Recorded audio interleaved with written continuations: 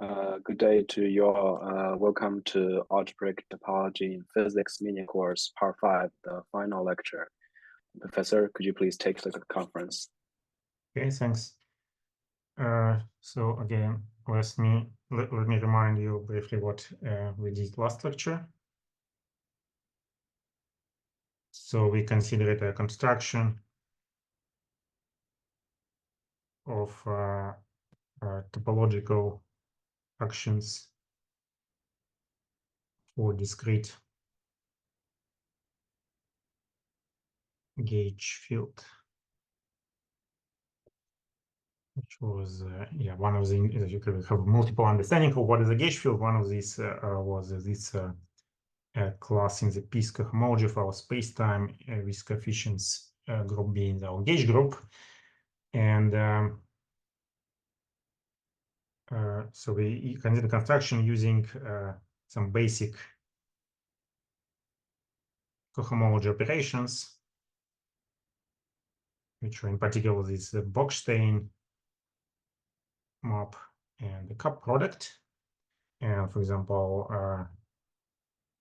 like integrate in dimension 3 when p equals 1 and g is z2. So then B is an element of the first cohomology of 3 manifold with mod 2 coefficients. There only one non-trivial possible non-trivial action, which is can be written like this with a B cup B cup B. Because for the 2 gauge field, this is the same as a Bochstein for B. And then we also made a kind of general observation that if you consider partition function on a manifold which has a form kind of d minus 1 dimensional manifold times a circle, the value of the partition function has meaning of the dimension of the Hilbert space of the system quantized on this special d minus 1 dimensional manifold at M, and this has a physical meaning of ground state degeneracy. In a topological theory, we only have ground states, and this counts a number. Okay. Any questions about last lecture?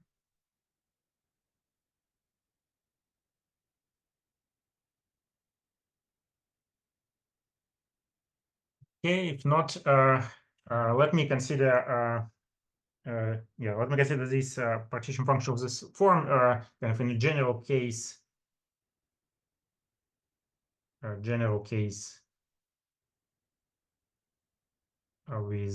when this action is just 0.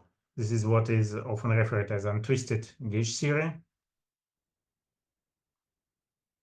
So in this case, so we have a general formula how to calculate the partition function. So it has this. We have this normalization factor,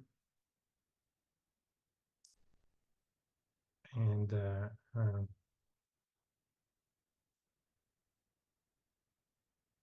so let me suppress the dependence on the coefficient group G. So the normalization factor has this form, and then we have this alternating product, kind of alternating meaning they have as a factors in numerator or denominator. -2. And so on. And then, well, in principle, we have to do a sum over B, which is NHP of n times S1. And here is this, well, we have exponent of the action, but in this case, the action is 0. Then this means we just have a sum of ones. And this way, we just get this as an overall factor, which just gives the number of elements of HP of n times S1, HP minus 1, n times S1, and so on. And then we can simplify this using what is called a Kunis formula,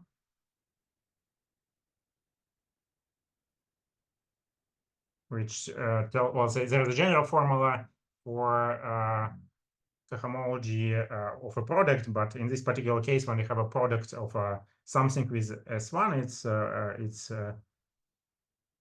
very simple. So it's just the cohomology of this is a cohomology of n times n minus one dimensional cohomology of n.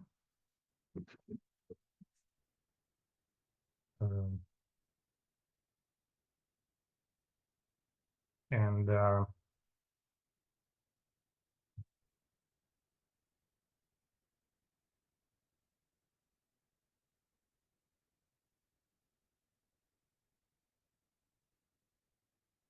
so yeah, so we can use this to simplify the expression above. So this will be HP in n times HP of HP minus 1 of n, and then we divide by HP minus 1 of n times HP minus 2 of n. And then we have yeah, from this HP minus 2, we have HP minus 2 of n times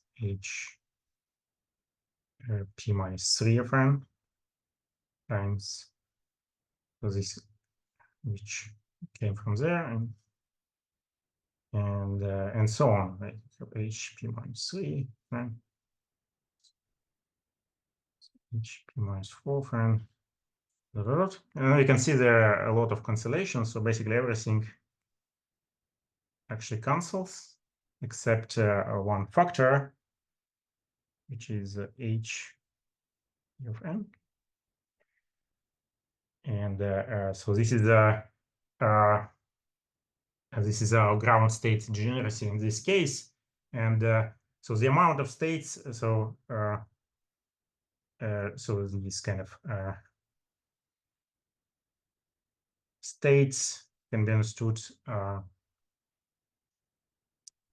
States correspond to gauge field configurations on the special manifold.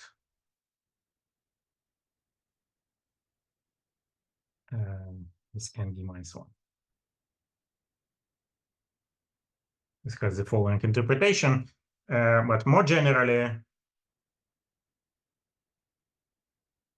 if for S non-zero, it's easy to conclude that this is less or equal than this.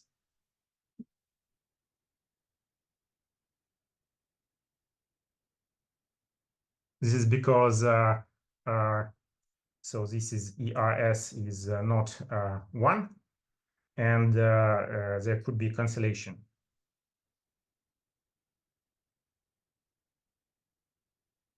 And this corresponds to the fact that some of the states, so in this general twisted case, some of the states which correspond to gauge field configuration on our special manifold N are not actually non-gauge invariant.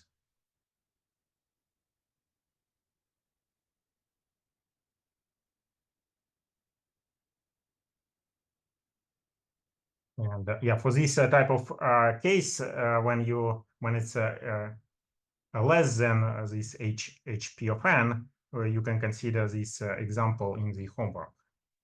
Let's see. So in one of these cases, this is what is happening. That this is less. This patching function is strictly less than HP. Okay. Okay.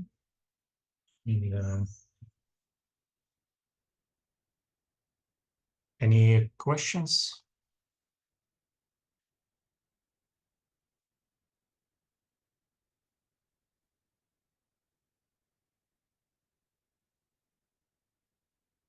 Okay, so Well, so far we considered partition function, and we also said something about kind of Hilbert space, also in some indirect way.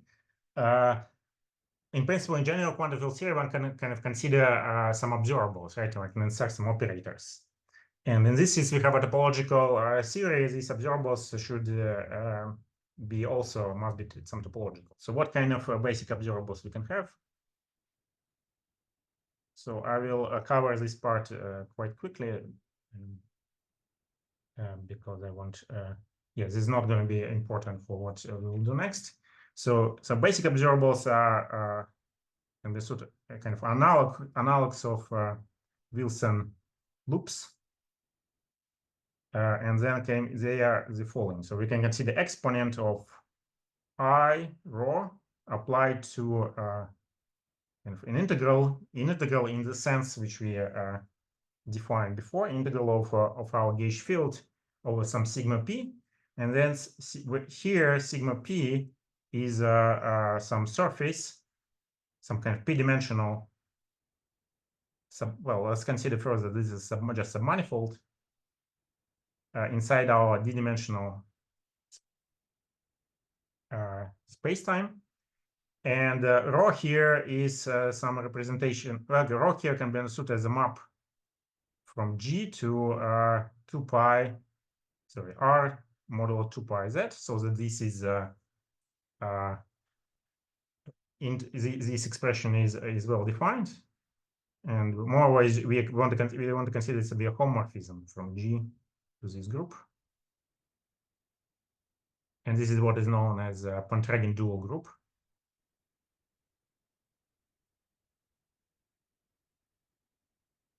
Essentially, this rho describes a one-dimensional representation of our gauge group G. And so when when p equals 1, in the case when p equals 1, this is essentially direct analog of the Wilson loop supported on this. Since sigma 1, like this sigma is just really a loop. It's a one-dimensional manifold. And this indeed has is a kind of direct analog of the Wilson loop, but we also for high form gauge theory, we can consider these more high-dimensional surfaces.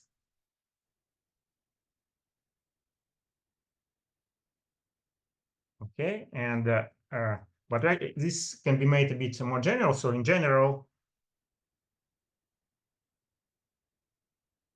we can consider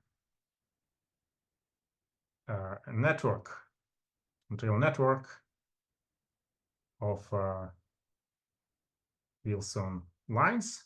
So again, I'm using quantation because they're lines when p equals 1, but more in general, they're kind of high-dimensional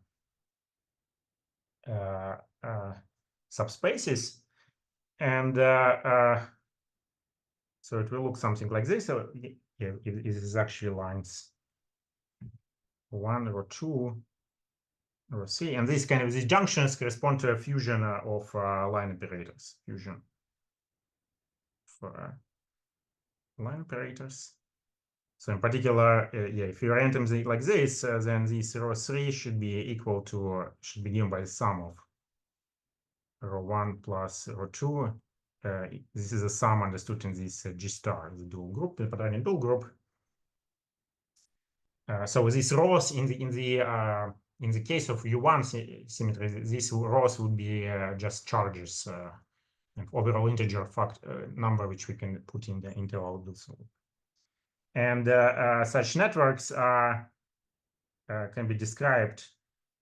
So we have a invariance on the deformation. One can kind of, it's easy to see that we have invariance on the deformation of these networks, and this means they can be described by homology classes with coefficients being in the G star. So we have this as we had earlier. We can consider this kind of networks as representatives of homology classes, and we have like networks of defects colored by elements of subgroup as representatives of homology classes. And but of course we can use also Poincare duality to understand it in terms of d minus 1 piece cohomology of M. And this can be understood as a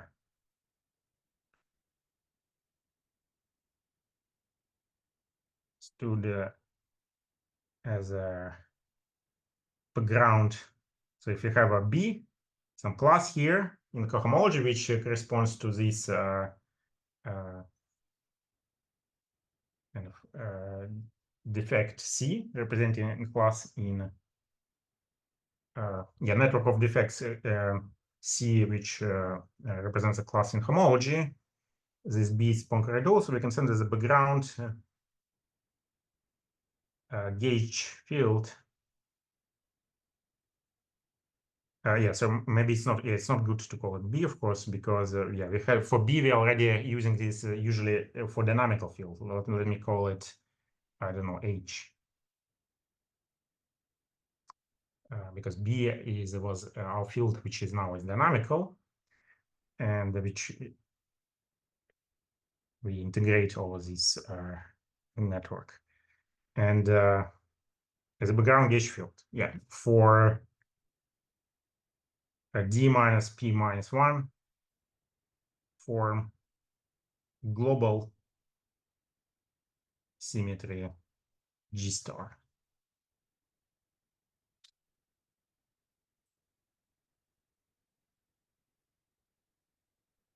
And okay, so insertion of such a network of defects in the path integral is equivalent to actually modifying, instead of modifying action by an extra term, which explicitly describes coupling to this background gauge field, and this coupling has the following form. So here in a cup product, so we here we define cup product not using the ring structure, but we use this canonical pairing G star times G into R mod 2 pi Z, and then so the result is a class in HD R 2 pi Z, and this is a group where our kind of Lagrangians are defined. And it's easy to see that this is indeed corresponds to this insertion of defects using the definition of Poincare duality.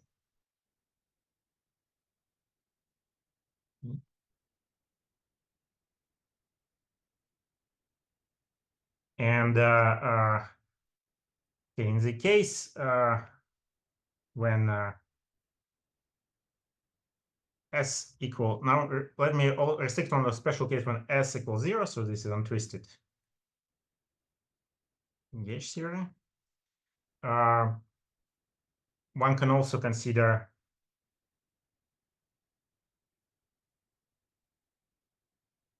so-called disorder or Truft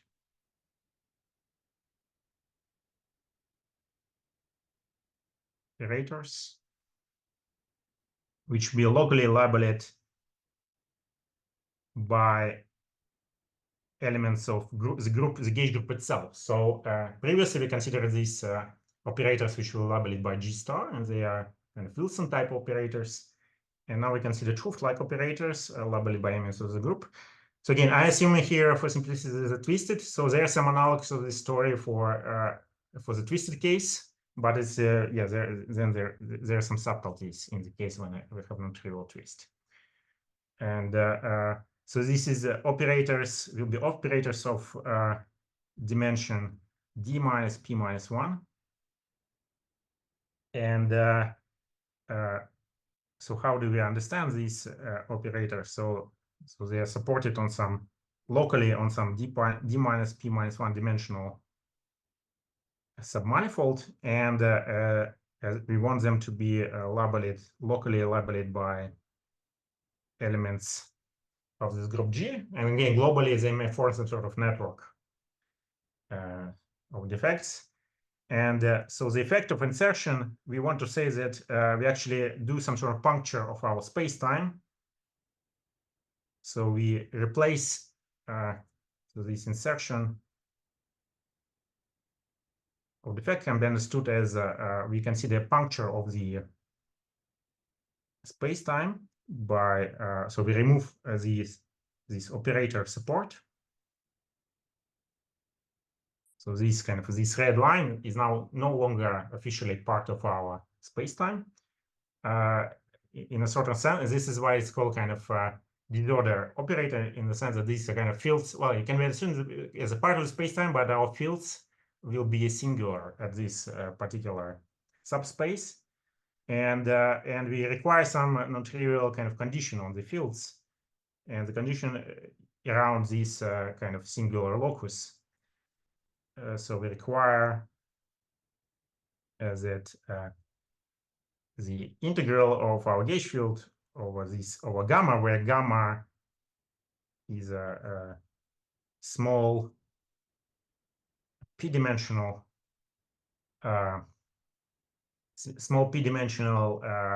sphere which goes around the defect, which is d minus 1 p minus 1 dimensional, so it can non-trivially, so the codimensions,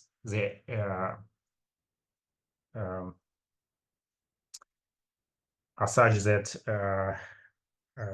so the sum of the dimension is dimension of the spacetime minus 1, so they can non-trivially link, and we require that this integral is equal to this g, our defect label.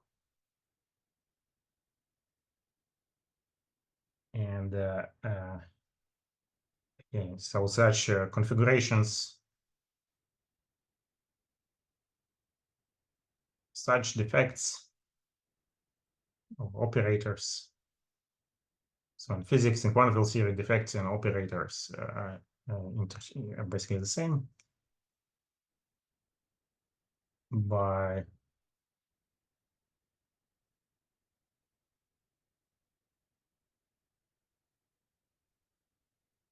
By now, well, the d minus, since d minus p minus 1 dimensional is described by d minus p minus 1 homology is coefficient now in G, and this is isomorphic to HP plus 1. And this can be understood as background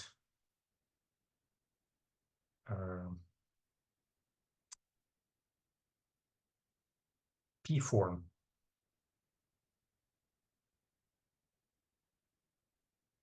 Global. So the background gauge field for P form global symmetry G. And so these so Wilson, we can consider simultaneously these Wilson type operators, which we considered before, and 't Hooft type of operators.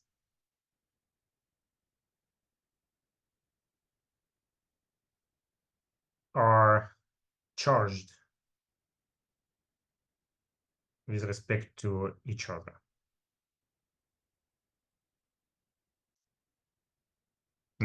Meaning that I consider Wilson operators as charge operators, and then 't Hooft operators will be charged with respect to them. But I can also do the other way around and consider 't Hooft operators as charge operators, and the Wilson operators will be charged with respect to the corresponding symmetry.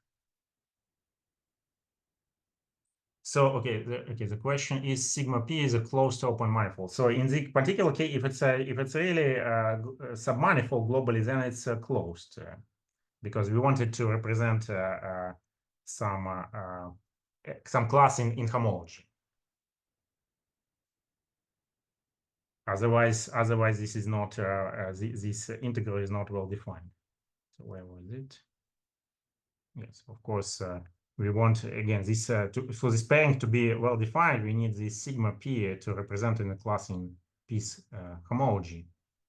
Then this in particular, this should have no boundary. But more generally, this when we take a network, this sigma p can be understood as a union of kind of submanifold. Each of them is not closed, but the boundaries, they can have common boundaries, and which are basically the junctions of these defects, and there is some agreement on these labels at these junctions.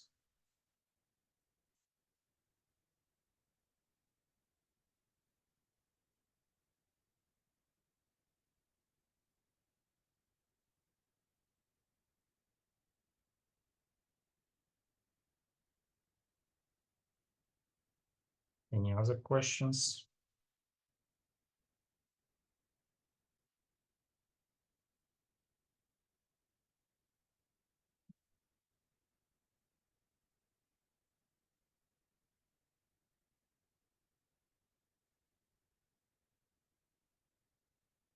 And basically, we consider co-chain, explicit co-chain representing gauge field, and then we can consider its integration over non-closed manifold, but this is not going to be gauge invariant. Okay, if there are no questions, let me proceed. And so I want to make some general comment about topological quantum field series.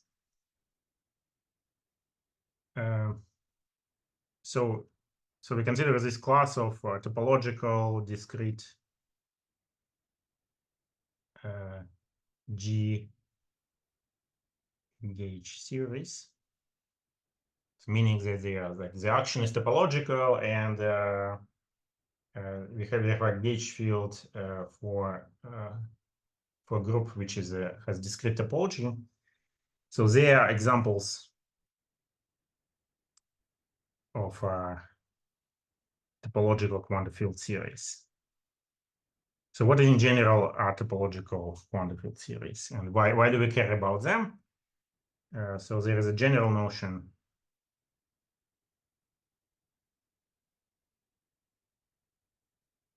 of TQFT. So what do you mean? What kind of in physics is meant by TQFT? So it's a quantum field theory where all observables are metric independent, are independent of space-time metric.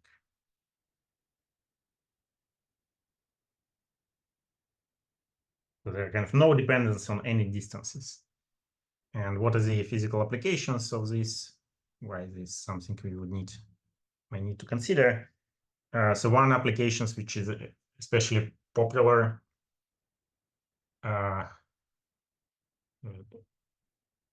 in recent times is that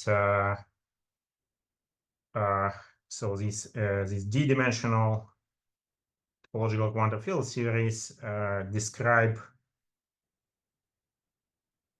symmetries of d-1 dimensional general quantum field series, which are not necessarily topological. And this is nowadays, so this type of constructions nowadays is usually called this SIMTFT. Such in this context, these TQFTs are called often TQFTs, and so in particular, we can consider family of d-1 dimensional quantum field series, which are obtained by this kind of sandwich construction. And so we consider some sort of in d-1 dimension, we consider some fixed QFT, I don't know, QFT 0. And then in kind of d dimension, we put our some of this TQFT, which is called SIMTFT. This is in this particular context. And here we put some sort of we can consider this on the interval in this extra dimension is just interval, and the other end of the interval we put some topological boundary conditions. Let's say B. And we can change B, so why it's a kind of family, so family for different these boundary conditions. So changing B gives a family. So this whole sandwich effectively becomes a new kind of some D minus dimensional Q of T B, which depends on this choice of boundary condition. Family of Q of T's B, which are related by what is called kind of generalized gauging.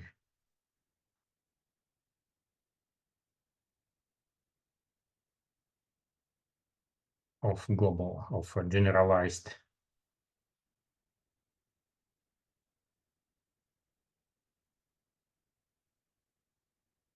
symptoms.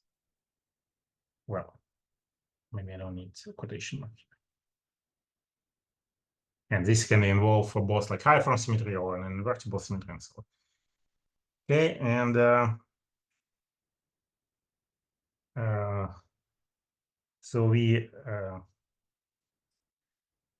so another application of topological quantum fields is they can describe kind of again general, now d-dimensional. Now the dimension of quantum fields is the same as dimension of T, QFT, general d-dimensional QFT in what is called in the deep infrared limit. So it's kind of infrared limit can be understood as kind of distances, kind of all distances. So let's say like all distances go to infinity, or all energy goes to zero, or equivalently like temperature. If we consider kind of in the statistical context, the temperature goes to zero, so that only zero energy, temperature goes to zero. So this is so what can happen in such deep infrared limit? So we have two type of quantum field series, kind of, which have two main types of type of spectrum of their spectrum can be we can have a gapless spectrum, and then there is a statement that they must go to in the infrared, they must be described by a conformal field theory, or it can be gapped spectrum, and the infrared, and then the infrared, but with kind of non-trivial. Usually to get something interesting, we want to have can have non-trivial ground state degeneracy, and then in the infrared they should be described by topological quantum field series. If we only have, since there is a gap, when we take for example, our temperature low enough, we only can see ground states. And these, as we saw before, these kind of TQFTs, they naturally have, the Hilbert spectrum naturally contains only the ground states. Yes, there are some questions. So a TQFT is a cobordism between two QFTs. Well, I would say literally no, but yeah, I don't know, because the cobordism is defined. The usual notion of cobordism is between manifolds, not between QFTs. There are some understanding of morphism between like category of QFTs, and then there one considers like morphism of QFTs, but this is more correspond to domain. So I wouldn't make this statement as that TQFT is a cobordism of QFT. I mean, we will later see what actually cobordisms are. And is another question: how is the topological boundary condition defined? So here we didn't define it, so it's a very general statement. There's any topological boundary condition, and this means it's a local boundary condition, which is to define this local boundary condition. We don't need to use a metric on our space-time. That's why it means topological. Well, it can be any topological boundary. So there are some examples of. Okay, let me make it an example of some boundary condition. So we can consider for a gauge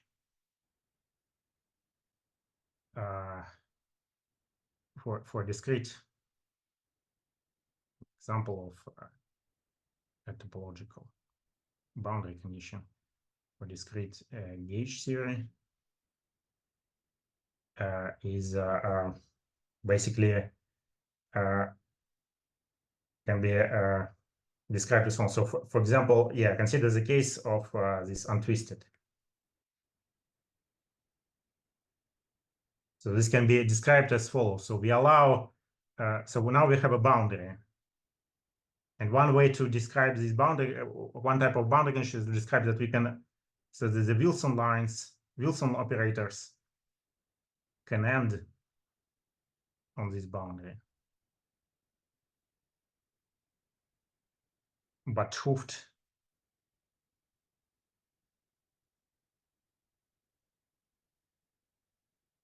cannot.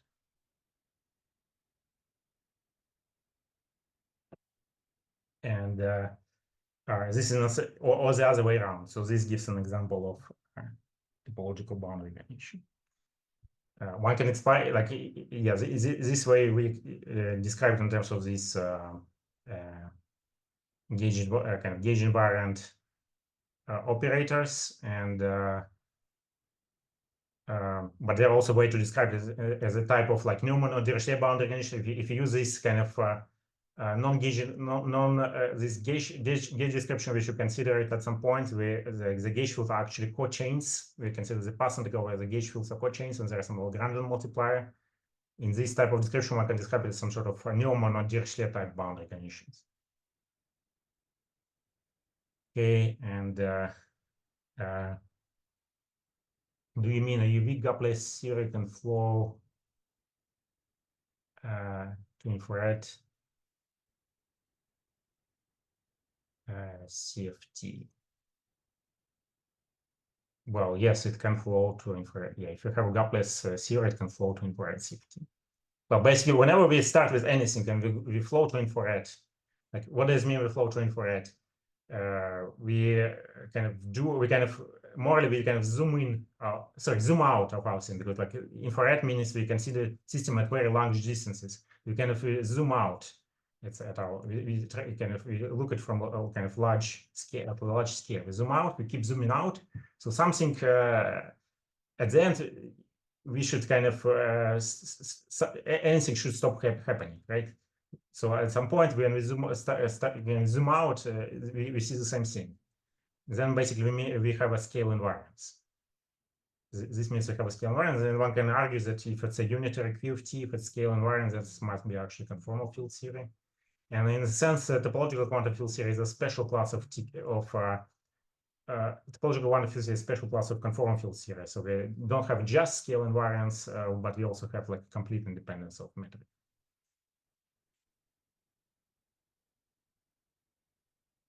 Any other questions?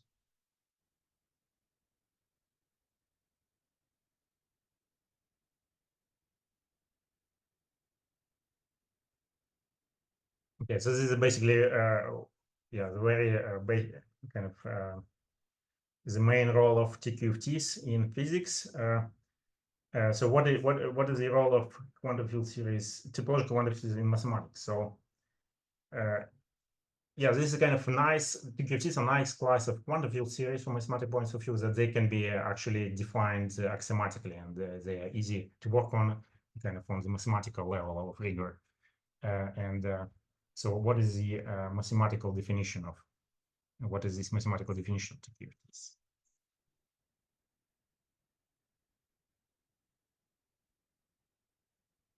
D-dimensional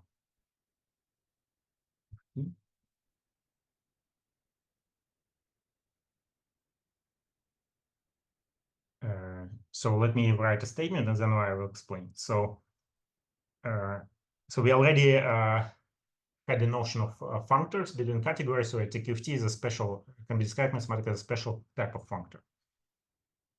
So it is a TQFT is what is called symmetric monoidal functor between the following categories. So it's defined on the category.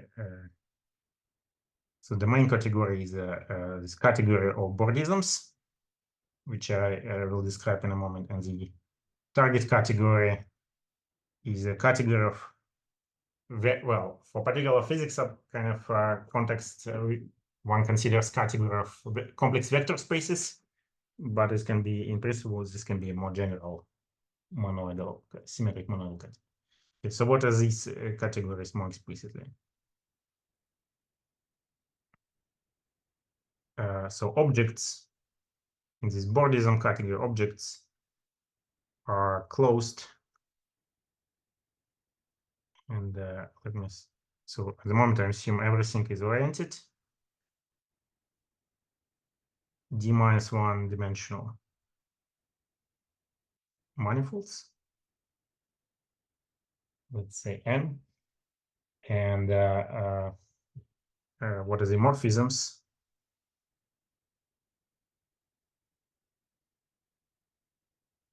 Suppose we want to consider morphism from N1 to N2.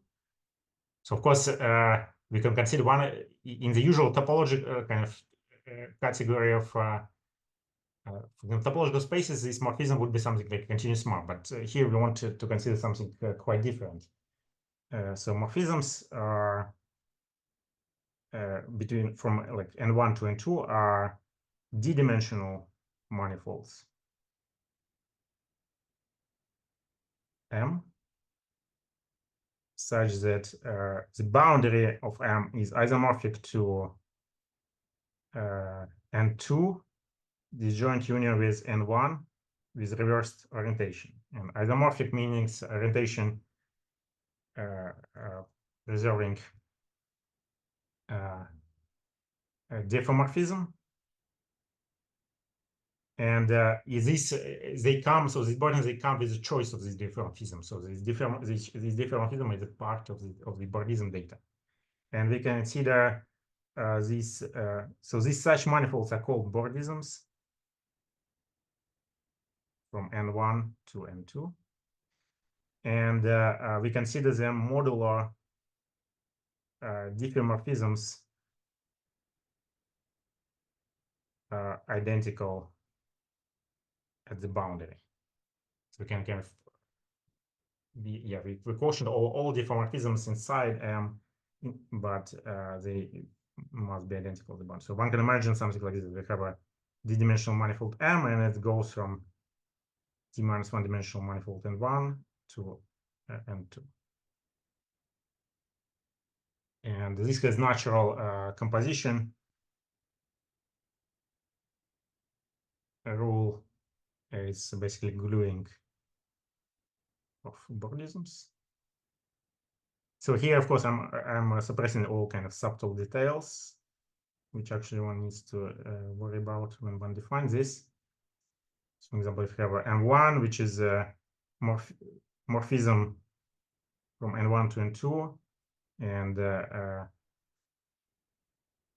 then we can see the M2, which is a morphism from N2 to N3. We can glue them along this common boundary N2, and the glue manifold is this composition. Okay, and it's easy. Well, at least naively, it's easy to see that associativity will be satisfied. Okay, so what is the category category of vector spaces. Well, it's more obvious what it should be. It's nothing surprising. So objects are complex vector spaces. Morphisms are linear maps, well, C-linear maps. And composition is the composition of this map. So far I defined these categories as just usual categories, but there was this statement that this TKFC should be a symmetric monoidal functor. So this symmetric monoidal functor is something which is a functor between symmetric monoidal categories, and this has a bit extra structure. So for example, for Bordisms, so what in general, symmetric monoidal structure in a category. So here I will be quite kind of not very precise, but morally what it means. It's kind of one wants to define the analog of tensor product operation. An operation which behaves as a tensor product. So we can kind of combine two objects together to obtain a new object, and this we want it to behave in general as a tensor product in some usual category of vector spaces, let's say.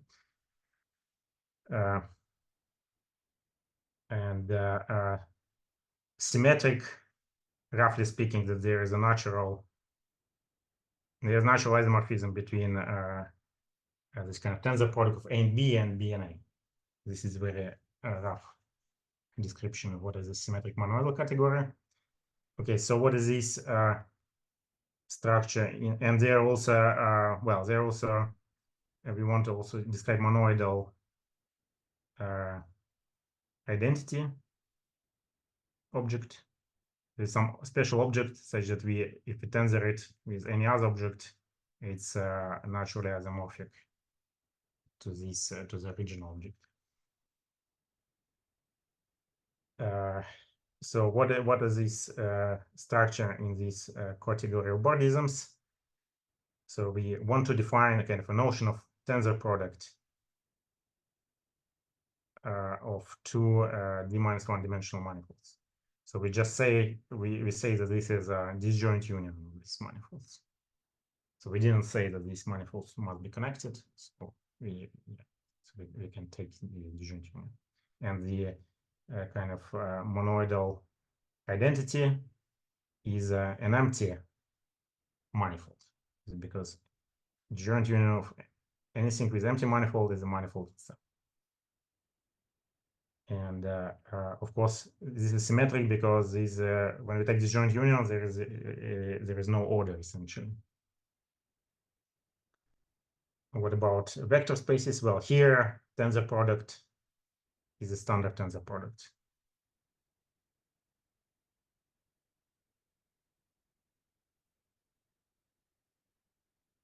The monoidal identity is the vector space, which is just C, our ground field.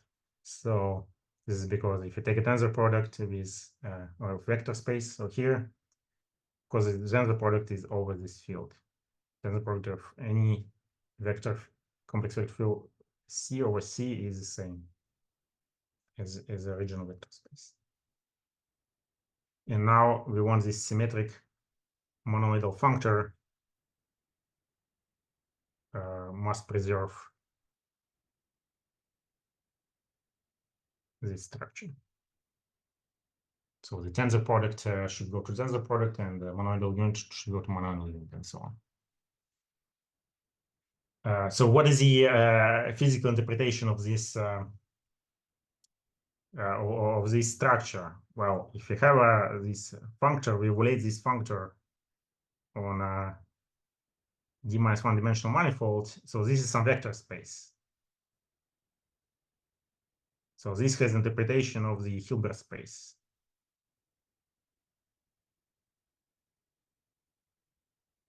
Of the our theory quantized on this space manifold, special manifold. the kind of Hilbert space when you have ND minus 1 times in some time direction. Okay, and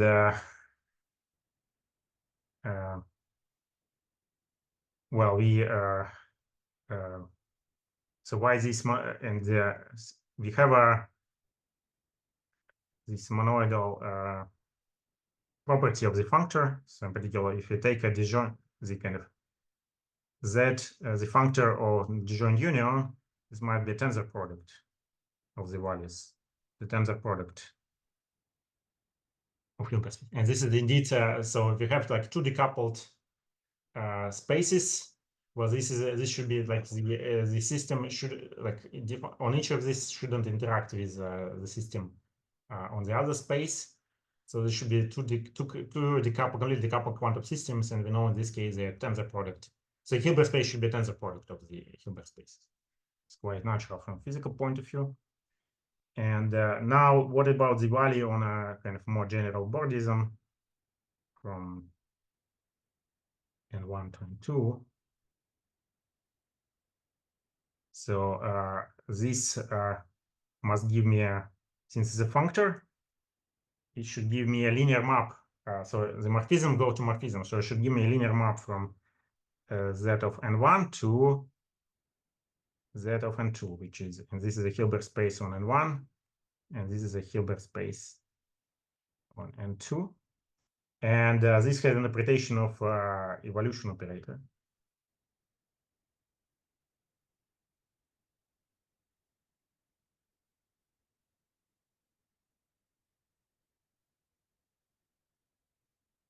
Kind of analog of e to the IHT. Here, of course, but this is, and this Bordism is a kind of manifold, is a space-time manifold. So kind of this extra direction can be so this kind of time direction. We have some, but we can have, so if you have a cylinder for, if you have just a cylinder n times interval. So this is identity morphism in Bord.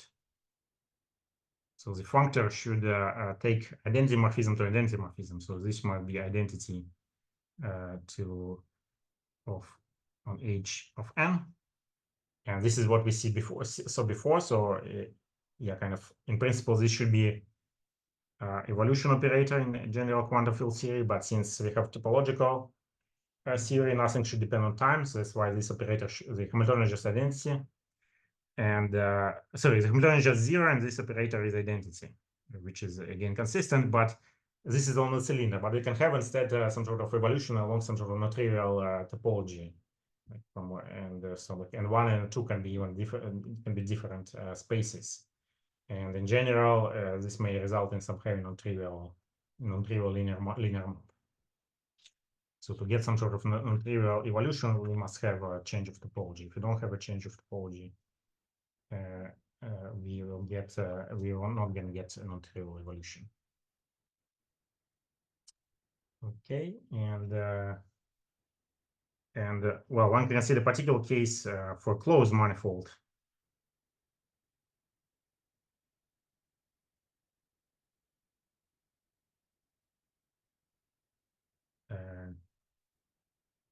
M, D, so it's a D-dimensional closed manifold, which is a kind of space-time, has an ratio of space-time. So this manifold, the closed manifold, can be understood as a Bordism from empty space to empty space, right? Because it has no boundary, and then this should be so empty Z as a kind of the map from Z of empty space to Z of empty space. But this is so empty space is monoidal unit, and it must go to C. So it's kind of Hilbert space associated to nothing, to kind of empty space has just a single vacuum. It has this meaning. So we just have a sort of closed manifold, have just linear map from C to C, and well, the linear maps from C to C are themselves a complex number. So I can just interpret this Z of M as a complex number itself. And this is what we had, what we call the partition function. In particular, this is for something for which we had this formula for a discrete gauge series.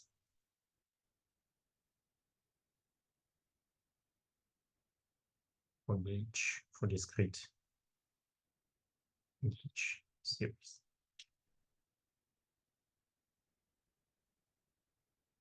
Questions?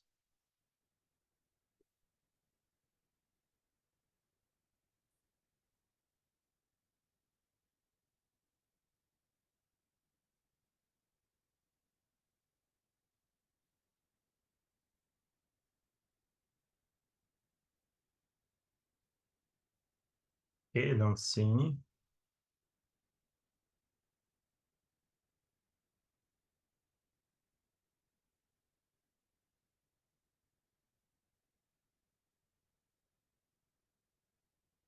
Okay, so maybe to make it a bit less abstract, let me consider how this works in dimension 2.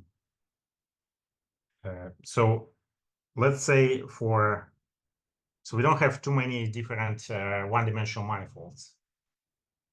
So for objects, the one-dimensional, so we don't have like basically the only connected one-dimensional manifold is circle. So suppose our TQFT assigns to a circle some vector space V.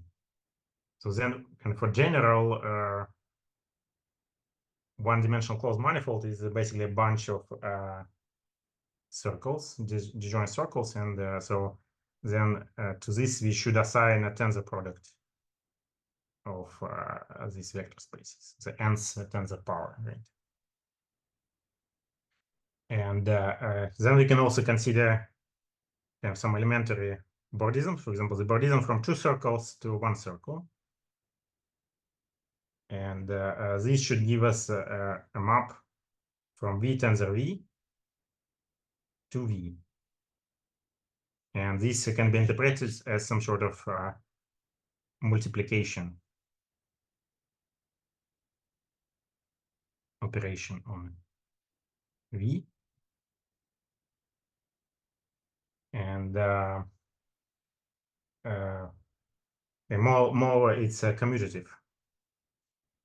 Because there is since there is no order in this disjoint union of 2 circles, it's commutative. And another thing we can consider, basic thing we can consider this kind of hemisphere, and this is a Bordism from nothing to a circle. So this should assign this should give us a map from C to V,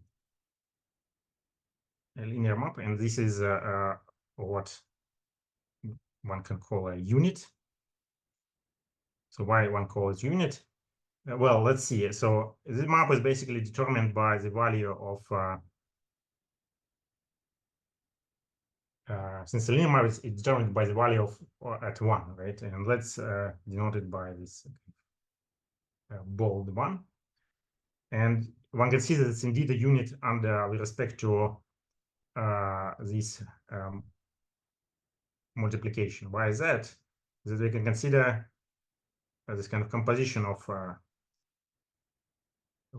the bodies of the 2 Bordisms above, drawing this in a better way. So let's me first consider kind of just cylinder, which will give us an and this cup, and then compose it with the Bordism, which defines as multiplication. So we start with basically V here is the map which goes like this. Then we go to V. So here in this space line we have 2 circles, so we have V tensor V, and then at the end we have a single circle, so we have just Hilbert space V. And this is a multiplication, and this map is basically we take, if there's some element X here, this takes this X to this identity element epsilon of 1 tensor X. Okay, and then what happens next? But this must be in agreement with the fact that we must have invariance under diffeomorphisms, kind of interior diffeomorphisms of this embodism. So this is actually can be deformed. This gluing can be deformed just in the cylinder, right? It's easy to see. So this actually must be, and this corresponds to we know the two identity. So it must go to X under this multiplication because the composition must be identity. That's why indeed this unit is indeed a unit under multiplication. We can also consider kind of this couple in the opposite direction. This will be mapped from V to C, and one can call it, let's denote by epsilon tilde as a co-unit.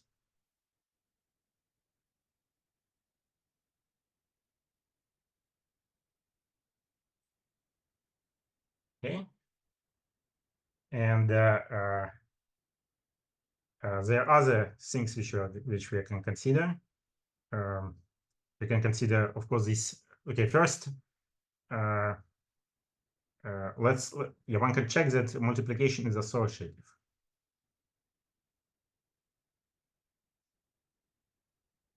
So why is that? This can be shown by kind of doing this analysis. So let's first do multiplication once.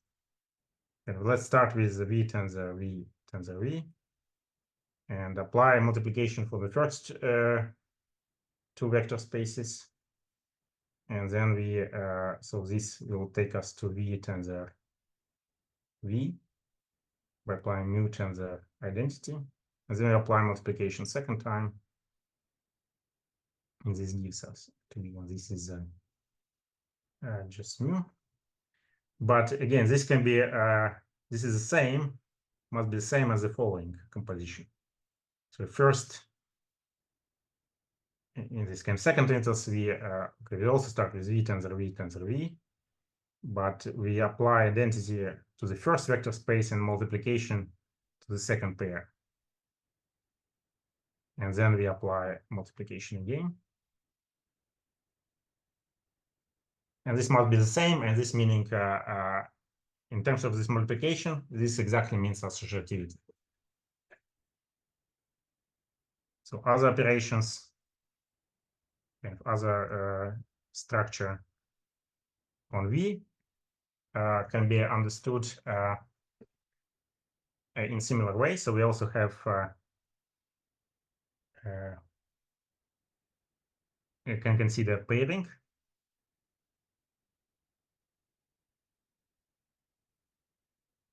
Which is a map from V tensor V to C. Let's call it eta, and also copairing, given by this kind of cylinder, which we arrange in the following way. We map from C to V tensor V. And then we also consider co-multiplication.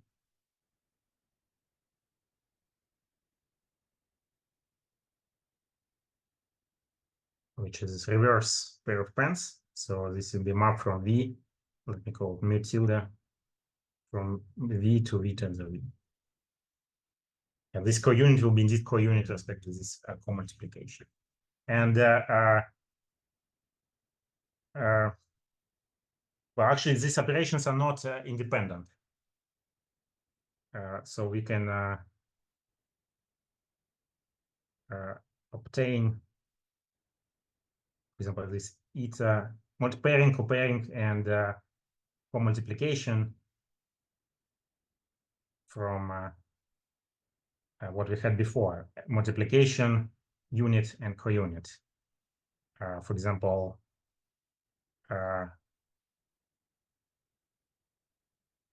we have this pairing.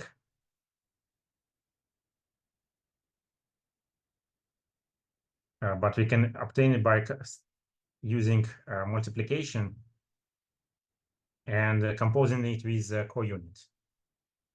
And because this is the same actually manifold.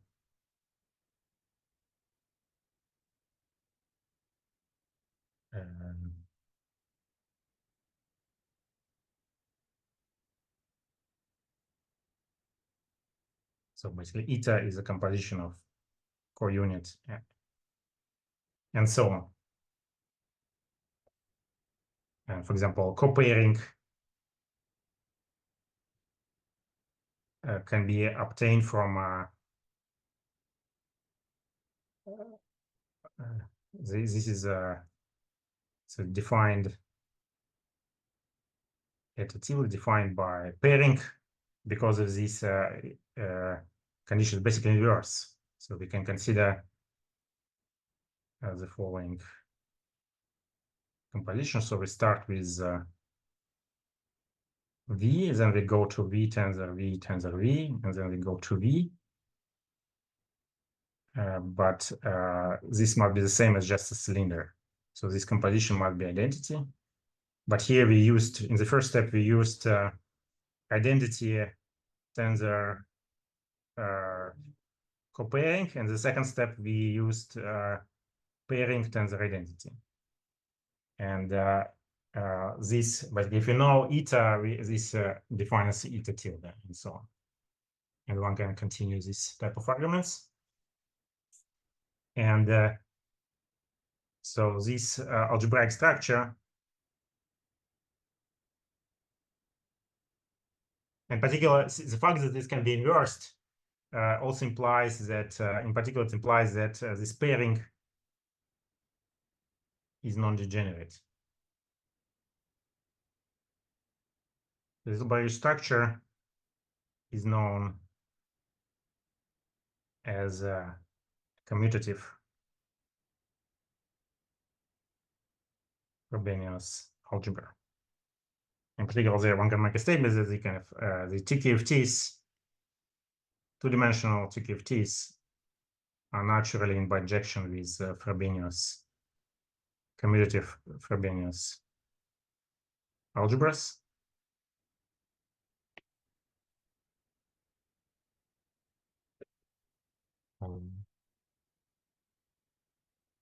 Questions?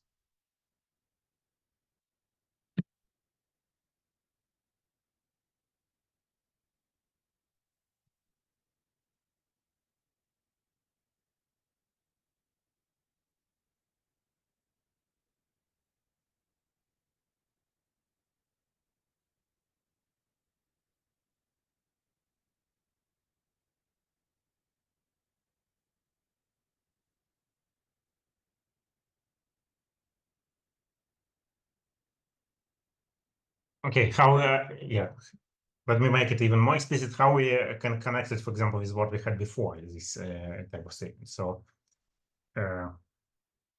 so consider we have a particular example of, yeah, we have this large class of at closure quantum field series, discrete gauge. So consider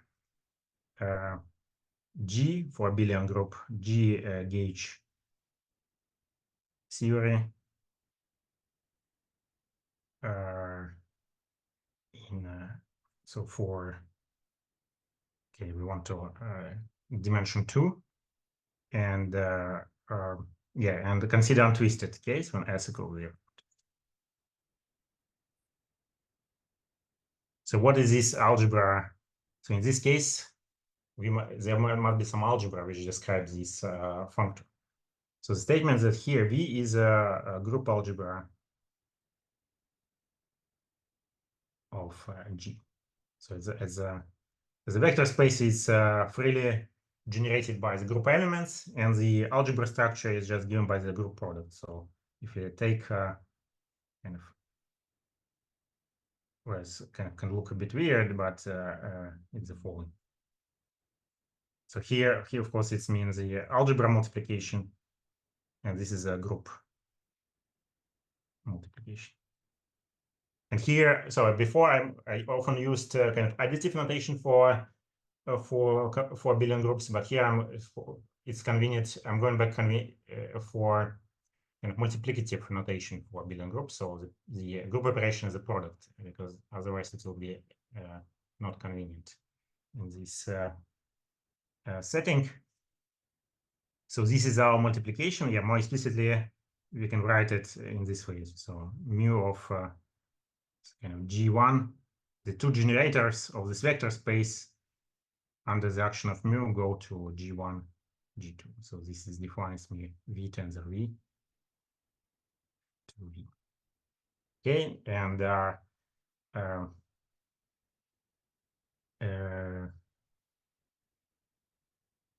yeah, so I also need so what is a unit? So unit is this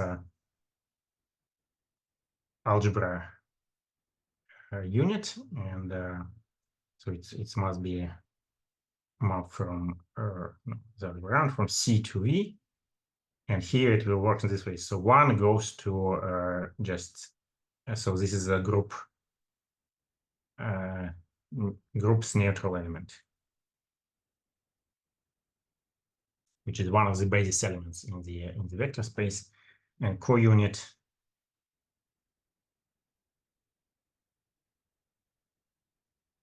is to C in this case. So we need to define it on base element, and we say that G will work like this. It's a conical symbol of G and group neutrals element divided by the number of group elements. And co-multiplication works in this way. So V to V tensor V, and G will go to this sum. So the overall factor number of elements of the group, and the sum will be over group elements, H inverse G tensor H. And so I didn't, and using this, of course, it's easy to define, yeah, to get expression for product and coproduct. Again, product, so pairing and comparing. So pairing is just given by this composition, and co-pairing is given by, so co-pairing is given by this composition epsilon. Sorry, the other way around. Sorry. So for pairing, it should be this. So this is this composition of multiplication and co-unit. So it's mu and then epsilon tilde. And co-pairing is like this. It's a composition of unit and co-multiplication.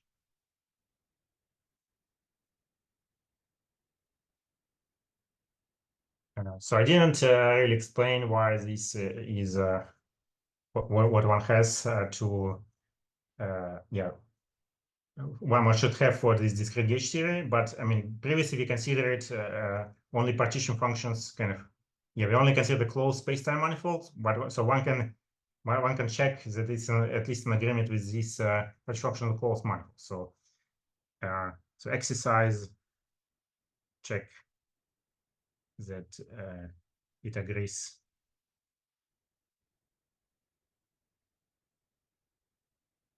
with the previous formulas. And there, so before what we had, so this is, let's say, consider it's an arbitrary genus G surface, kind of a surface with G holes. And so before we had a general formula for untwisted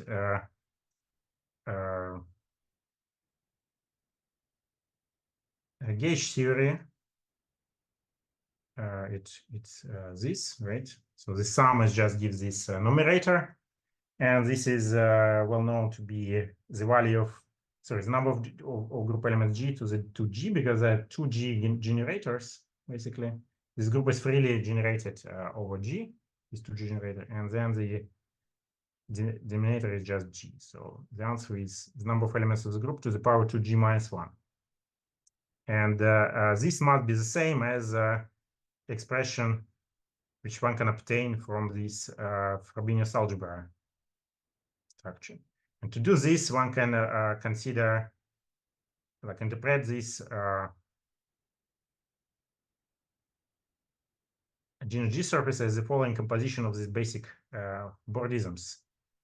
In fact, any two-dimensional Bordism can be understood as a composition of those basic Bordisms which we had before. So in particular, this C. So we start with C, then we go to V, then we go to V tensor V tensor V, then we go to V, and so on, and we arrive to C. And one has to check that this, this whole composition is given just by map multiplication by this number, which is 2G. And this is, I leave as an exercise.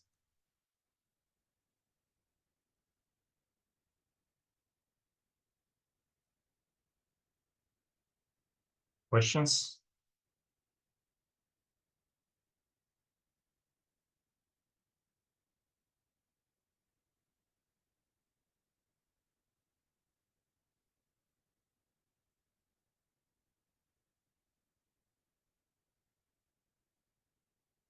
There's some demand for a short break. I guess we can make a 5-minute break.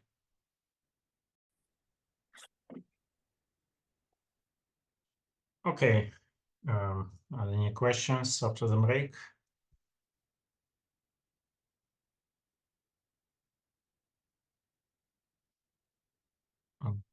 Well, I guess if not, I will continue. So one can, okay. So the next step is kind of consider certain generalization of this kind of notion, kind of functorial definition of TQFT. So one can consider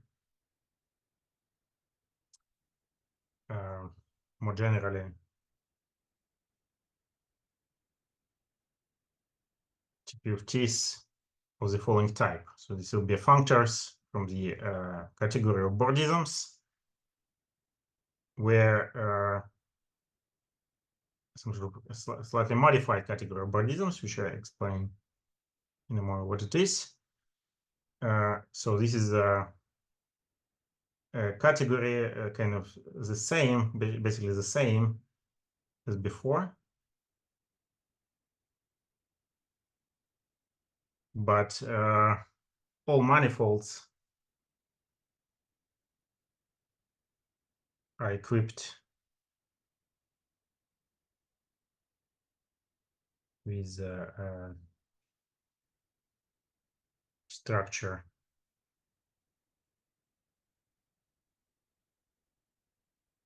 S, such that when we consider Bordisms, structure on an I agrees with structure on M. So what do you mean by structure? So yeah, I'm not going to give general definition, but I will give some examples of what a structure can be, and kind of will be clear. So well, at the moment we actually already considered some special choice of structure, and this was orientation. So more generally, choice. What is the meaning? What is the general meaning of this choice of structure from physical point of view? So choice of structure physically corresponds to the choice of global symmetry of the zero.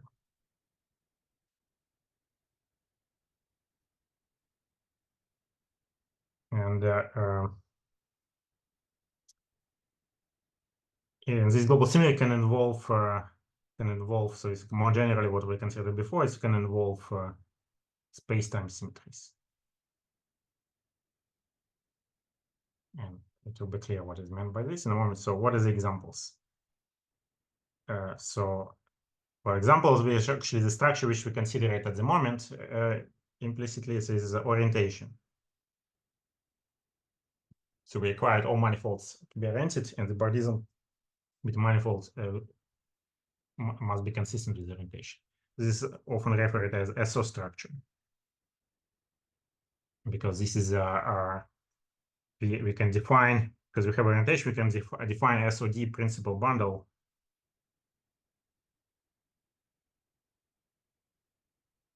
over our spacetime MD, which is the oriented frame bundle. So orthonormal frame bundle over of tangent bundle. And since we have orientations, this bundle can be defined. We can define SO bundle, not just O bundle, not just OD bundle.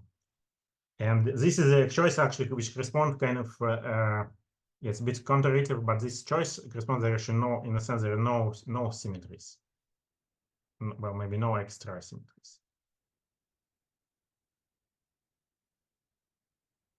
Well, in the sense that okay, in the kind of flat space we still have kind of Euclidean like rotational symmetry, but there is no. Now there is we can consider a case actually with it's basically no structure. Okay, I'm a bit kind of cheating here. Yeah, we are always assuming smooth structure. So this is kind of assumed by default. So smooth structure, in place one, we consider non-smooth manifolds, but this is we don't want to do this. So they're always kind of smooth structure. So no structure, I assume, when I mean no structure, I mean they're only smooth structure. This is sometimes we refer it as O structure, and this because we can have OD principal bundle, which is again orthonormal frame bundle of our tangent bundle. But physically, this actually corresponds to having some symmetry, and this symmetry is exactly time reversal symmetry. So here we are working even Euclidean spacetime, so time reversal essentially is the same as kind of change of orientation. So why this having requiring manifolds to have no orientation, like basically we are allowing to consider manifolds without orientation. Why does it correspond to time reversal symmetry? It's because when we have no orientation, when we do kind of go from one local coordinates to another local coordinates, we may have to change orientation. We cannot globally pick kind of a chart, so the atlas on our manifold, so that all changes of coordinates preserve orientation. So we may be not able to do this. And since we allow to kind of change orientation when we go from one coordinate patch to another coordinate patch, we must know how to transform fields when we change orientation. And this exactly means that we must have time reversal symmetry. Then we can have something like so S, our structure S is a spin structure. And so this means that we want to mathematically define lift of SOD bundle to spin D bundle with respect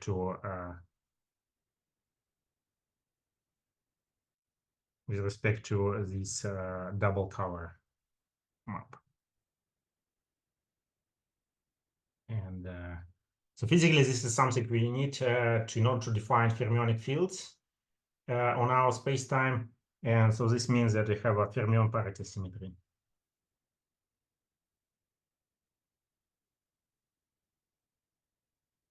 Then we can have kind of a what is called pin plus minus structure. And this is a lift kind of OD bundle now to the double cover to what is called pin plus minus D bundle. And so pin plus minus group is a lift, is double cover of orthogonal group, and they are actually two lifts, and that's why called they have different notations like pin plus and pin minus, and this corresponds to having a fermion parity plus time reversal. We're having both. Then of course we can have something like structure as a principal G bundle over M, and physically this means we have G global symmetry.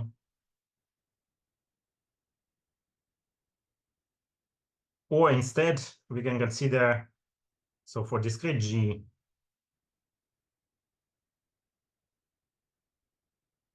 we can consider map. So our structure is a choice of map from M, K, G, P.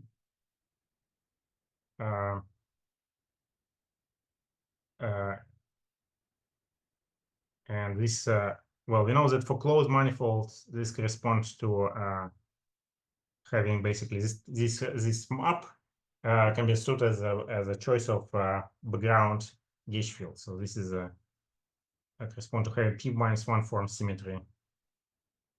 Sorry, what did we form symmetry G?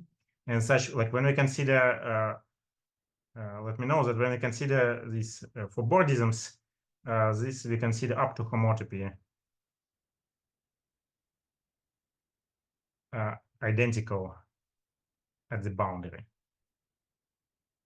So on the closed manifolds, we consider just up to homotopy, but when we have these Bordisms which have a boundary, we only consider up to homotopy, which is identical at the boundary. Okay. Questions?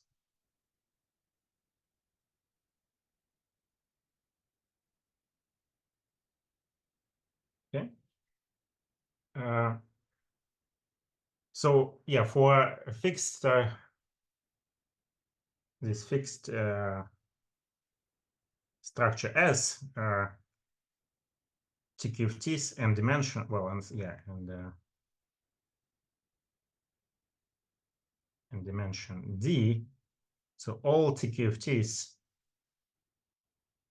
form a monoid. Monoid basically, remind you, monoid is basically the same as a group, but there is no inverse under what in physical literature it's often called stacking operation, or mathematically it's a tensor product. It's often called also tensor product operation.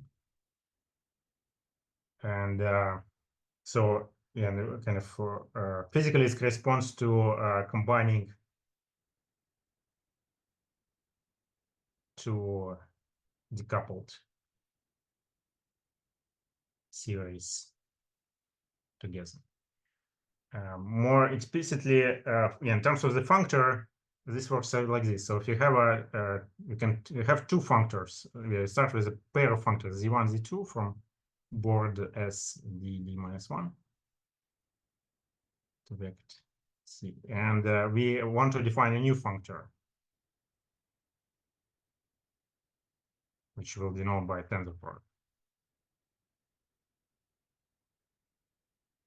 And it works in the way that, so its value on the objects which are n-1 dimensional manifold with this choice of structure. Well, not surprisingly, it's just a tensor product of the corresponding vector spaces. And for the same, basically, so for morphisms,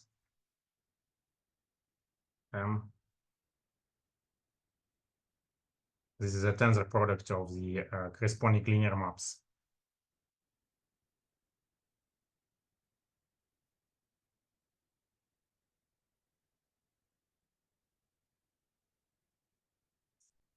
Okay, and so in this monoid, there is a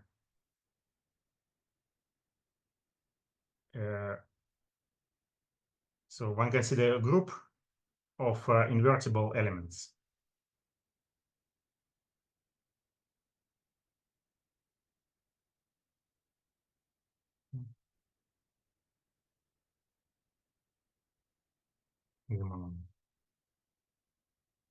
And they're called invertible. It's a group of what is called invertible topological quantum field series.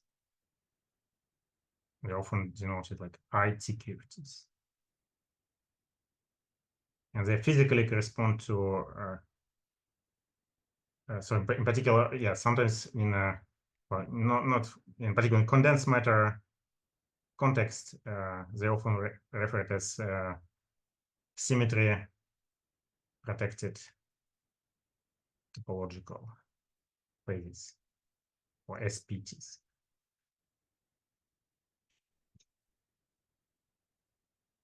And they have well, in order to have this invertibility property, they must have also sometimes it's formalized even in this kind of way. So all values on the d-1 dimensional manifolds, so all these Hilbert spaces, they must be one-dimensional.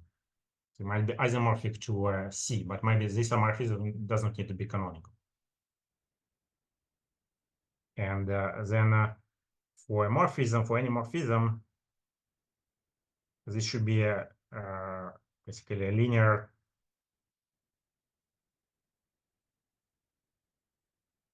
map like this. Sorry, d-1. And well, both of them, they are isomorphic to C. So this is just again multiplication kind of when I choose this basis, this becomes just a multiplication, scalar multiplication, and we want this multiplication to be non-zero. And for unitary TQFTs, we can always choose a basis. For unitary TQFTs, we can always choose a basis such that this is total phase.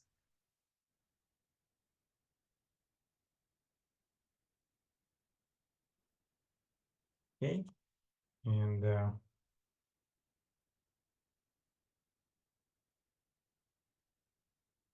okay, so now I want to say that we actually have seen already the examples of such invertible TQFTs. So let me try. What?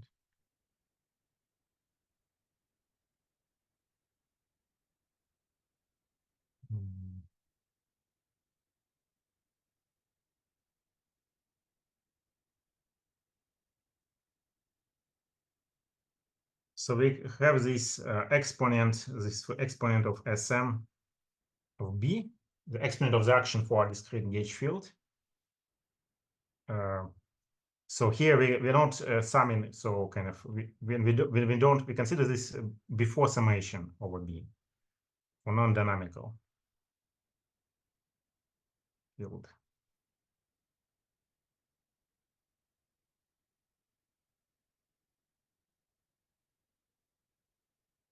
So G, and again this can be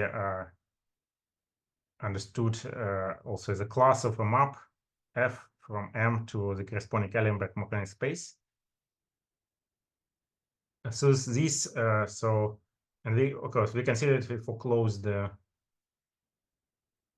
M, and so this can be understood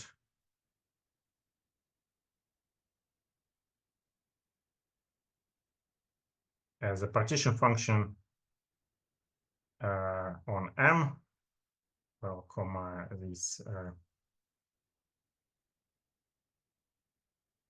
B for an invertible TQFT with symmetry G.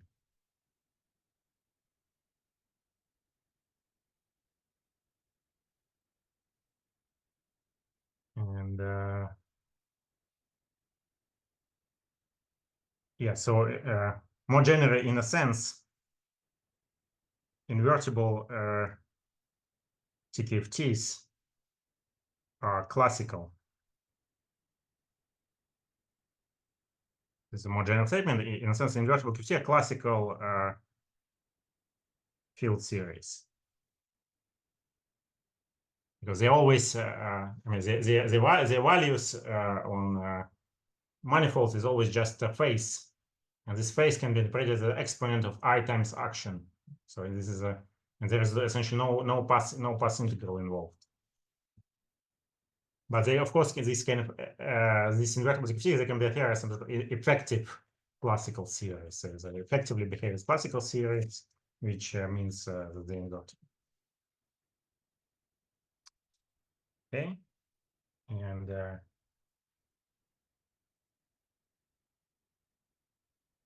so one can then naturally ask a question: so we had this class of so using this we have like this gives already a kind of a big class of invertible TQFTs with with fixed p-1 symmetry. Yeah, this is a p-1 form symmetry. So one can ask a question. So does and this so this type of invertible TQFTs, so they are labeled, which we considered already. They are labeled by this cohomology group, which can be also understood as cohomological operations. Hp.g to hd.r. So does this provide complete classification of invertible TQFTs with p-1 for symmetry G? And the answer is almost, but not exactly.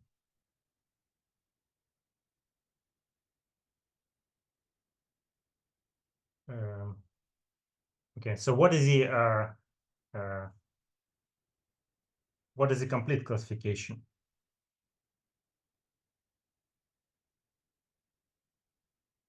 It's a more general statement about classification of invertible TQFTs with symmetry, let's say, corresponding to structure S. And examples of such structure, like correspondence between structures and symmetries, I mentioned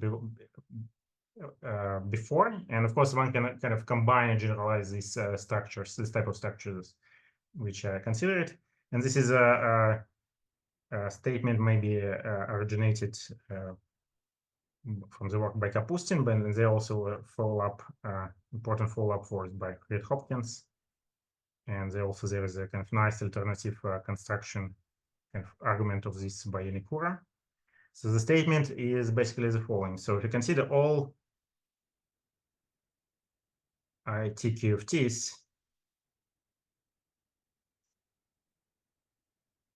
with this fixed symmetry,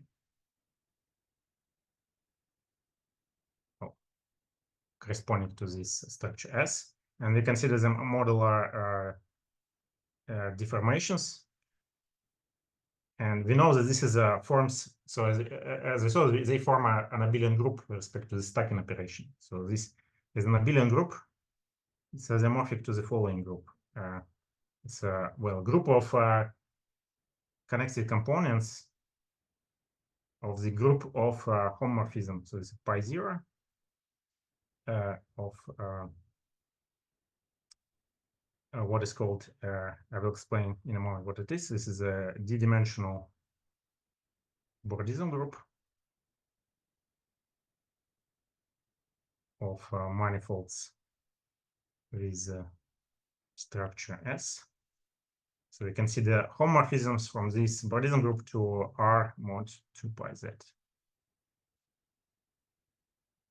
which is, and this pi 0 in principle you can ignore. So this is just like if this group, in many cases, this group home turns out to be discrete, and then this pi 0 does nothing. But if it's not discrete, we had a kind of multiple connected components. We know that the connected component of the group is a form a group itself. Okay, and so yeah, let me elaborate a little bit on what is this Bordism group is. So as a set, so first consider what is what this group is a set. So this is a set of d-dimensional manifolds M with closed with structure S, modular equivalence relation, and the equivalence relation tells us the following. So if M1 is equivalent to M2, if and only if there exists a Bordism. This is now, one should be careful now, before we consider it in the context of d-dimensional TKFCs, before we consider it d-dimensional Bordisms. Now I consider it d plus one-dimensional Bordism. So everything is one-dimensional. D plus one-dimensional Bordism, let's say Y from M1 to M2. Of course, this, as before, this is respecting structure. The Bordism should respect structure S. All these manifolds in play, as they have this structure S, and the structures are in agreement. Okay, this defines it as a set, and the abelian group structure is given by sorry, yeah, so not plus.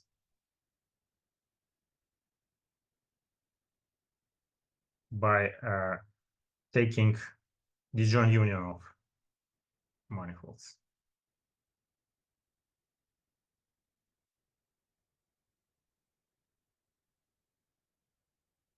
Questions?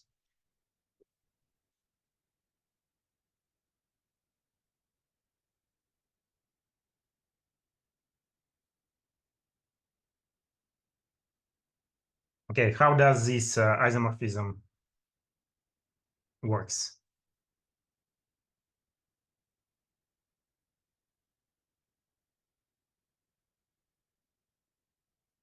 So isomorphism is star above works as follows.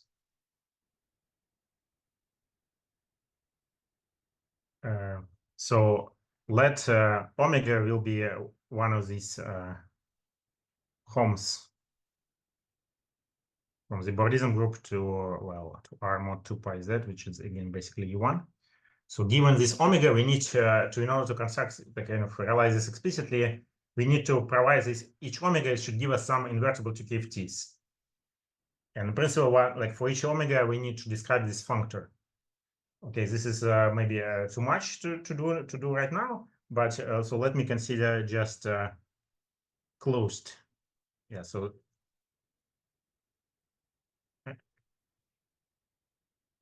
for closed MD. So yeah, and this should give us a TQFT, invertible TQFT Z omega. Right? This is how this isomorphism works in one direction at least. And so consider partition function of this TQFT on a closed manifold. And the statement is that its value is the following. So it's I, the exponent of I, omega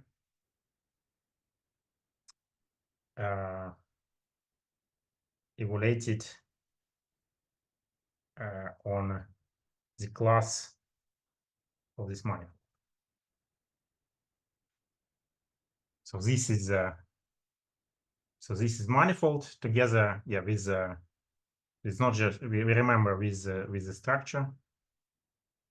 So there is some choice of there are also some dependence on the choice of structure. It might be non-unique. So this class gives us element in omega SD, and the evaluation provides us element in R 2 pi z. So as before, we can interpret this as the value of the action.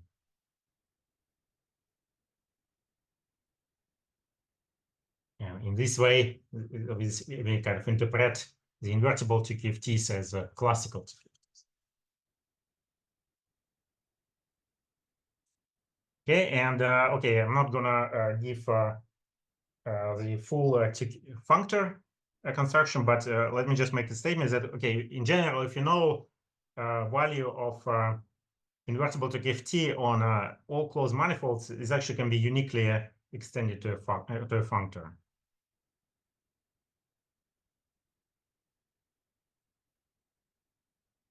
So it can be uniquely extended to a functor. And this is given by this procedure called universal construction. It's kind of more general procedure which, like given the values of TKFTs on all closed manifolds, it can kind of reconstruct a TKFT as a TKFT functor. And this is not something complicated, but I'm gonna TKFT functor. So this would be a Z omega from board d minus 1 s to vect.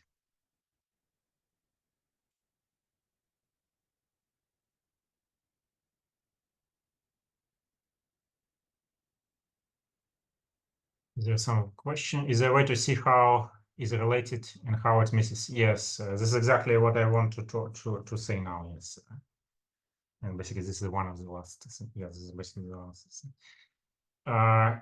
So yeah, so in order to understand this relation, which is mentioned in this chart, so I need to I need to consider the special case of the structure. So consider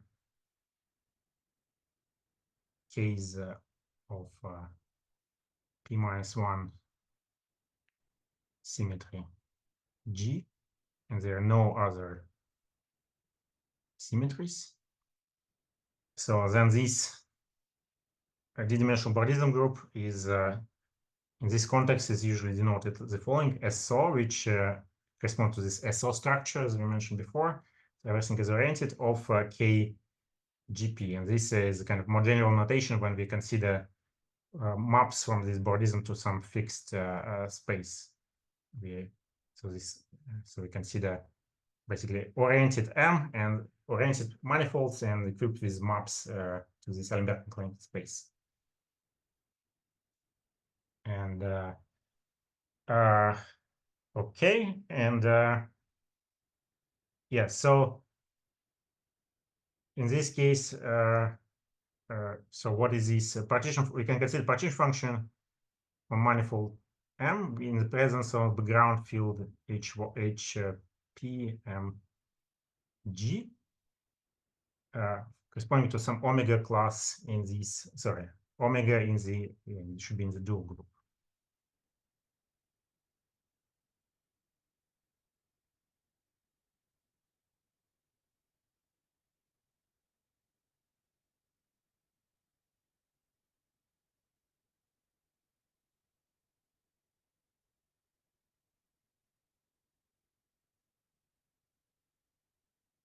Again, I can interpret B as a class of a map from M to KGP.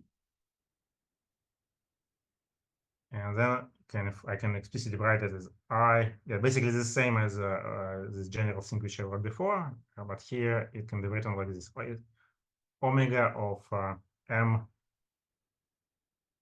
class of this pair M oriented manifold, and F this map. This is a class in this Bordism. And then I evaluate it to get something in R mod 2 pi z, and yeah, this is my action in this case. So yeah, indeed we can consider a map.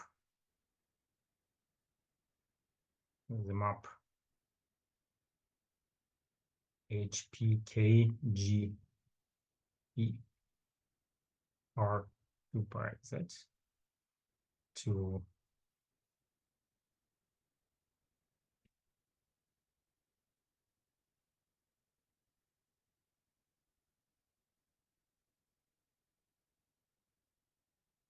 so in terms of TQFTs, kind of in terms of topological quantum field, it works as follows. So this is a kind of, yeah, this is actions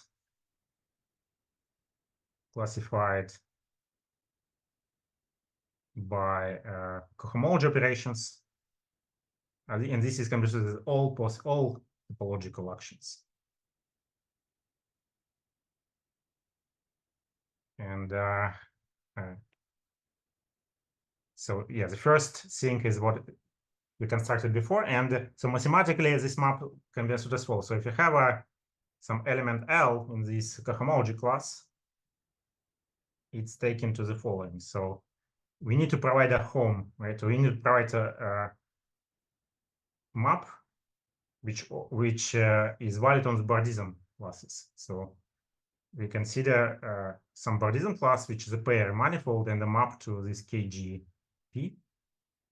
And we need to assign it value in R mod 2 pi z. And this value is basically, we take an integral of M of a pullback F star of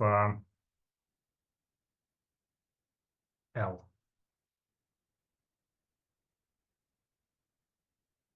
So L, yes, so this pullback takes us this cohomology class on KGP, which classifies cohomology operation. So the result, it will be H element of HD M with coefficients R mod 2 pi Z. And so the statement is that it is an isomorphism for low D, but it's but in general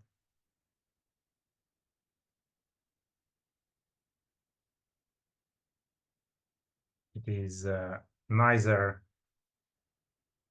subjective, which means it misses some classes, misses some TQFTs,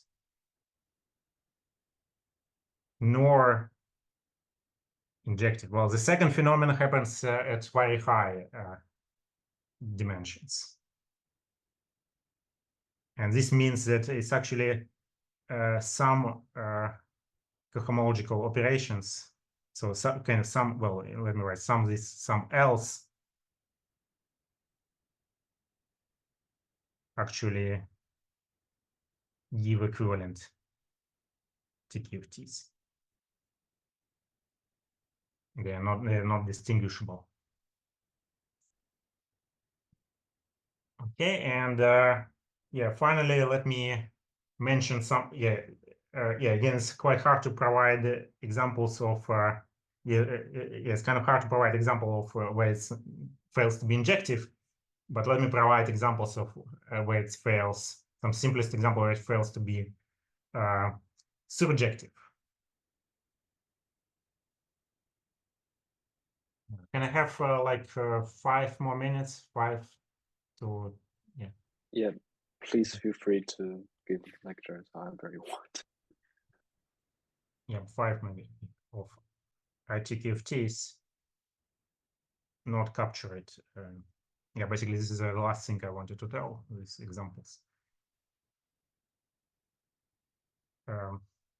By, well, let's HDKGP, which correspond to cohomology. So this so let's consider case p equals 1. So this is a kind of ordinary symmetry, ordinary global symmetry, 0 form. And well, let's take G to be kind of simplest abelian group Z2, and so B is a cohomology class of M with Z2 coefficients. So the statement, it agrees, the classification agrees for dimension up to 4. So the first disagreement comes when D equals 5. And so here, this H5 of K Z2 1 is Z2. So there's one kind of generator, and it's correspond to this kind of one term in the action, which is just pi integral B cup B. sorry, cup B, cup B. It's a 5 manifold. And what about this home of omega SO5 KZ2 1?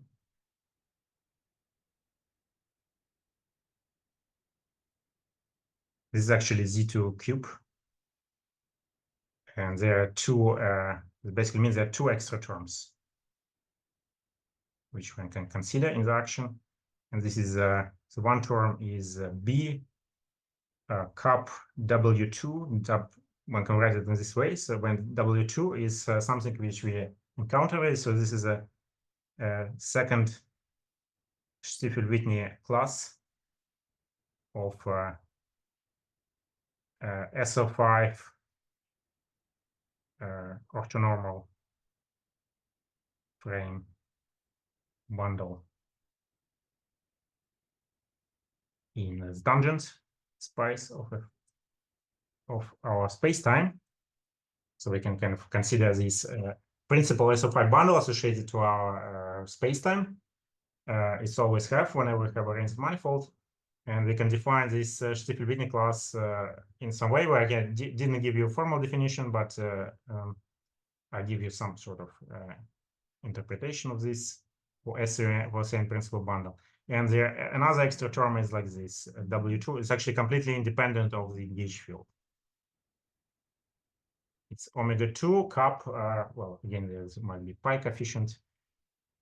Omega 2 cup Bochstein of W, and this Bochstein is actually known to be what is called search Stiefel-Whitney class.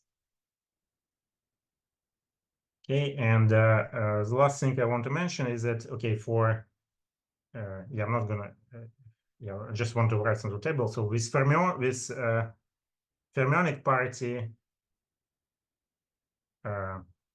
which correspond to spin structure, classification is richer, well, it's probably not so surprising, but its classification is richer already in low dimensions.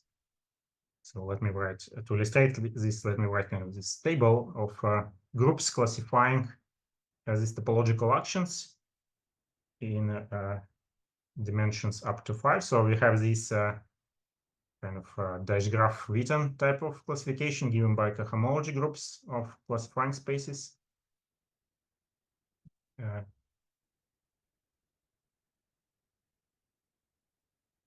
And then we can consider this, well, okay, to process pi 0 of omega SOD KZ2 1. It's kind of the correct, which is the correct classification in bosonic case.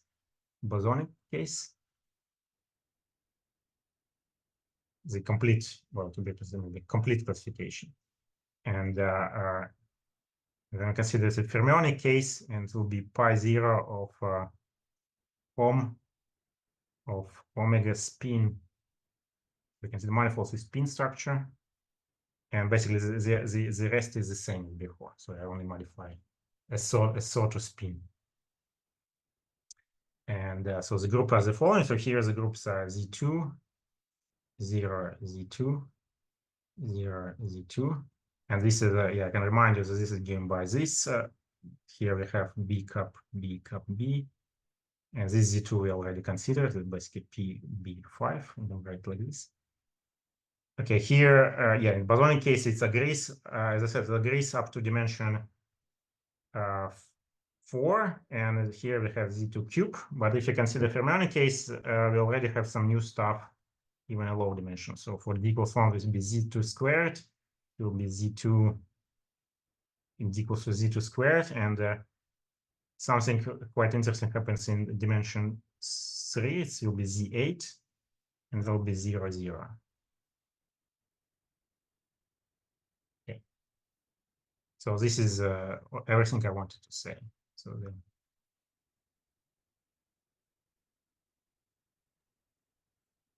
Right.